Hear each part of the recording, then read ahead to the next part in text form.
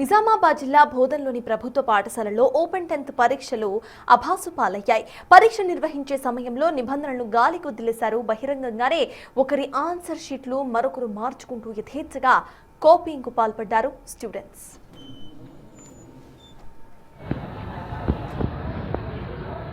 పరీక్షా కేంద్రంలో పర్యవేక్షణ పూర్తిగా కొరవడంతో పాటు ఇటు ఇన్విజిలేటర్ల కళ్ల ముందే మాస్ కాపీయింగ్ సాగటం ఇప్పుడు సంచలనంగా మారింది.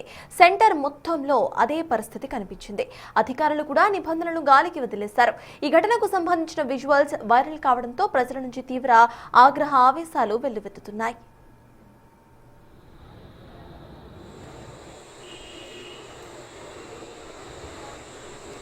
అక్రమాలకు పాల్పడుతున్న వారిపై తక్షణమే చర్యలు తీసుకోవాలని, పరీక్షల పవిత్రతను కాపాడాలని ప్రజలు డిమాండ్ చేస్తున్నారు. ప్రస్తుతం ఈ ఘటనపై నిజామాబాద్ విద్యాశాఖ దృష్టి సారించింది. మరి ఈ ఘటనపై ఉన్నత విద్యాశాఖ అధికారులు ఏం చేయబోతున్నారనేది చూడాలి.